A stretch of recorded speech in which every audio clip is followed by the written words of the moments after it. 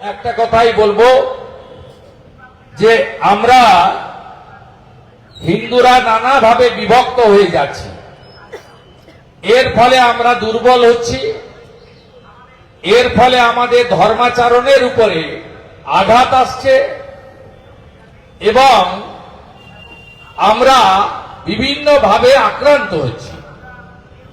প্রথমত আপনারা জানেন পৃথিবীতে অনেক দেশ রয়েছে এবং অন্য ধর্মের যারা অনুসারী তাদের অনেক দেশ রয়েছে, ইসলামিক কান্ট্রি অনেক, খ্রিস্টানদের দেশ অনেক, বুদ্ধিস্টদেরও অনেক দেশ রয়েছে। তা আমাদের সনাতন যারা আমরা হিন্দু, আমাদের একমাত্র আশ্রয়স্থল হচ্ছে হিন্দুস্তান, ভারতবর্ষ।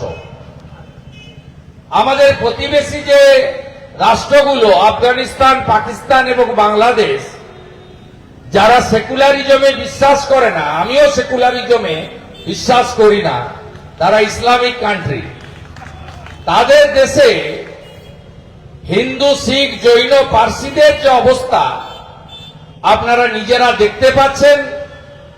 আফগানিস্তানে সব শূন্য হয়ে গেছে, নেই কেউ আর। পাকিস্তানে 1%-এর নিচে চলে গেছে। আর বাংলাদেশেও 1947-এ যখন দ্বিজাতি তত্ত্বের ভিত্তিতে দেশ ভাগ হয়, 33% হিন্দু ছিল, 71-এ বাংলাদেশ সৃষ্টি হয়, আজকে 7%-এ চলে গেছে হিন্দুরা। বাংলাদেশে একজন সরকারি কর্মচারী, তার নাম রতন মজুমদার, তাকে বলা হলো 5ই আগস্ট 2024-এর পরে আপনি ধর্ম ছাড়বেন না চাকরি ছাড়বেন। তিনি বিবাহ করেছেন, তার 4 সন্তান। তিনি বললেন আমায় নিরুপায়, যাব কোথায়, খাবো কি, আমি ধর্ম ছাড়লাম। তার নাম হলো শেখ শফিউল্লাহ, নাম বদল করলেন নোটাদিতে। এবারে আপনি ভেবে নিন, আপনি এখানে 1951-তে 85% হিন্দু ছিলেন, সেন্সাস শুরু হয়েছে, 31 সালে যখন সেন্সাসের রেজাল্ট বেরোবে আপনার সংখ্যা হয়ে যাবে 65। তাহলে আপনি গীতার যে অমোঘ বাণী ধর্ম রক্ষতি রক্ষিত, ধর্ম রক্ষা করবেন না বেঁচে থাকার জন্য ধর্ম পরিবর্তন করবেন? যদি ধর্ম পরিবর্তন না করেন, আপনাকে এই যে বঙ্গোপসাগরে গিয়ে ডুব দিতে হবে, রাস্তা আপনার থাকবে না। আপনি যাবেন কোথায়? কোথাও যাওয়ার জায়গা নেই। তাই সনাতনীদের ঐক্যবদ্ধ হওয়ার দরকার আছে। ব্রাহ্মণ, ক্ষত্রিয়, বৈশ্য, শূদ্র, আমরা জাতের নামে বিভক্ত। আমাদেরকে বলা হয় Oriya speaking Hindu, Hindi speaking Hindu, Bangla speaking Hindu, Gujarati speaking Hindu, কিন্তু অন্যদের কেউ বলে না যে তুমি উর্দু স্পিকিং, তুমি বাংলা স্পিকিং, বলে না। আমরা ভাষার নামে বিভক্ত, জাতের নামে বিভক্ত, মত পথে বিভক্ত। কেউ রামকৃষ্ণ মঠ ও মিশনের অনুসারী, কেউ ভারত সেবাশ্রম সংঘের দীক্ষিত, কেউ ইস্কন গৌড়িয়া মঠের দীক্ষিত, কেউ বাবা লোকনাথ ব্রহ্মচারী, কেউ ঠাকুর অনুকূল চন্দ্রের দীক্ষিত, কেউ আর্য সমাজে দীক্ষিত।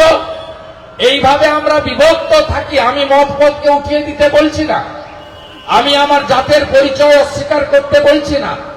At the end of the day আমরা ভারতীয়, আমরা সনাতনী, আমরা হিন্দুস্তানি, এই বোধ যদি আমাদের না থাকে তাহলে আগামী দিনে আমরা কিন্তু বিপন্ন হয়ে যাব। মোগল পাঠানের সময় আমল থেকে সোমনাথ মন্দির ধ্বংস হওয়া থেকে শুরু করে অতীত ইতিহাস আমরা যারা পড়েছি, ইতিহাসের বইতে আমরা দেখেছি বারে বারে হানাদাররা এসেছে, তারা আমাদের ধর্ম, ধর্মের জায়গা, আস্থার জায়গাগুলোকে নষ্ট করে দিয়ে গেছে এবং কনভার্সনের নামে, ধর্মান্তরিতকরণের নামে আমাদেরকে সংখ্যায় কম করিয়ে দেওয়া হয়েছে। তাই আমাদের একতা, ঐক্যবদ্ধতার খুব প্রয়োজন রয়েছে। রাজনীতির মত ভিন্ন ভিন্ন থাকতে পারে, তো আমরা আমাদের ধর্মের নামে, আমাদের সনাতনের নামে, আমাদের পবিত্র গেরুয়া ধ্বজ বা স্বামী বিবেকানন্দ যে গেরুয়া পোশাক পরে তিনি 1893 সালে শিকাগো ধর্ম সম্মেলনে গিয়ে বলেছিলেন আমি সনাতন ধর্মের প্রতিনিধি, এবং তিনি বলেছিলেন গর্ব করে বলো আমি হিন্দু। স্বামী প্রণবানন্দ একই সংগ্রাম করেছিলেন হিন্দু মিলন মন্দিরের মধ্য দিয়ে। তাই যুগে যুগে আমরা এই জিনিস দেখে এসেছি। আমি এ কথাই আপনাদের কাছে বলবো, কেন আমাদের দুর্গা প্রতিমা ভাঙা হবে, কেন কালী ঠাকুর ভাঙা হবে, কেন সরস্বতী পুজোর জন্য কোর্টে যেতে হবে, কেন?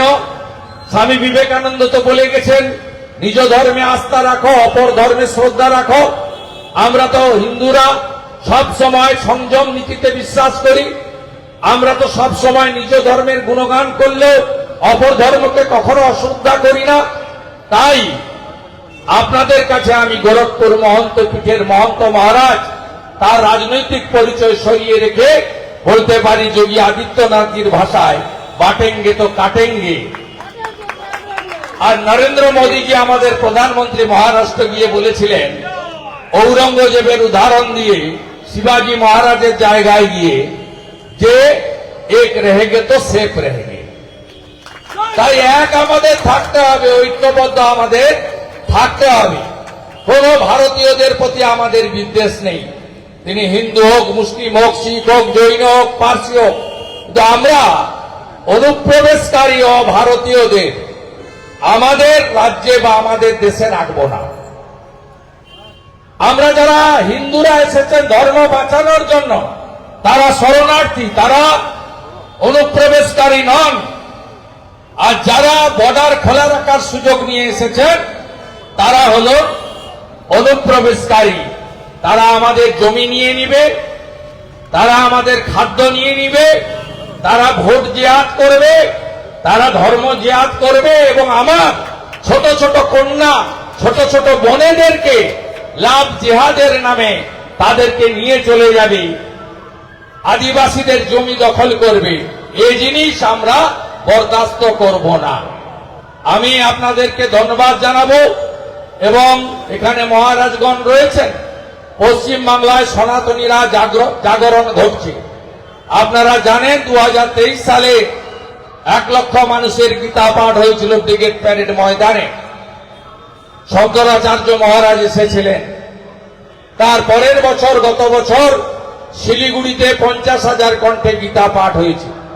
এবারেও জ্ঞানানন্দ মহারাজ, প্রদীপ্তানন্দ মহারাজ সহ সন্ত সমাজের প্রেস কনফারেন্স আপনারা দেখেছেন কয়েকদিন আগে। আগামী 7ই ডিসেম্বর ঐতিহাসিক ব্রিগেড প্যারেড ময়দানে 5 লক্ষ কণ্ঠে গীতা পাঠ হচ্ছে। এবং আমি যেটুকু শুনেছি আয়োজকদের কাছ থেকে, বাবা রামদেব এবং বাগেশ্বর ধাম মহারাজ তারা এই অনুষ্ঠানে উপবিষ্ট থাকবেন। তাই পশ্চিম বাংলায় সনাতনীদের ঐক্যবদ্ধ করে আমাদেরকে গেরুয়া ধ্বজকে গ্রামে গ্রামে প্রতিষ্ঠিত করতে হবে, যার ভেতরে লেখা থাকবে ওম, স্বস্তিক অথবা ত্রিশূল চিহ্ন। আমাদের প্রত্যেকটি কন্যা বোনেদেরকে রক্ষা করার শপথ নিতে হবে। আমি এবারে দুর্গাপূজার অষ্টমীর পুষ্পাঞ্জলিতে বলেছিলাম, কালী পুজোয় আমি 30টা উদ্বোধন করেছি রাজ্যে। সেখানেও মায়ের কাছে প্রার্থনা করেছি দেবী দুর্গার ত্রিশূল আর মা কালীর যে খড়গ, এই দুটো ব্যবহার করা উচিত। আমার মাটি আমার দেশ, ধর্ষকদের করব শেষ। যেভাবে আরজিকরের অভয়া থেকে দুর্গাপুর আইকিউ সিটিতে সেকেন্ড ইয়ারের আমাদের কন্যার উপরে, বোনের উপরে আক্রমণ হয়েছে, এই জিনিস মেনে নেওয়া যাবে না। আমি বাঙালি হিসেবে লজ্জিত। উড়িষ্যার জলেশ্বরে থাকা একজন ভদ্রলোক তার মেয়েকে পড়াতে নিয়ে এসেছিলেন দুর্গাপুরে। তিনি কাঁদতে কাঁদতে মেয়েকে নিয়ে বাড়ি চলে গেলেন। বললেন পশ্চিমবঙ্গ মহিলাদের জন্য সুরক্ষিত নয়, আমার মেয়েকে আমি এখানে পড়াবো না।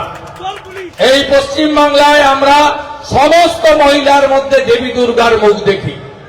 স্বামী বিবেকানন্দ বেলুড় মঠে অষ্টমীর দিন কুমারী পূজা চালু করেছিলেন।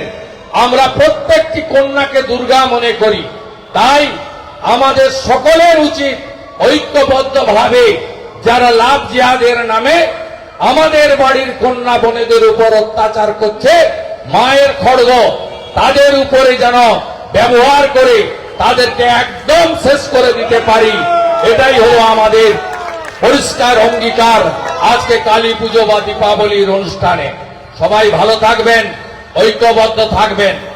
আমি একটা কথা দীঘাবাসীর উদ্দেশ্যে বলে শেষ করব। এখানে শ্রী জগন্নাথ ধাম কালচারাল সেন্টার হয়েছে, আমি এটা নিয়ে আজকে বলছি না কিছু।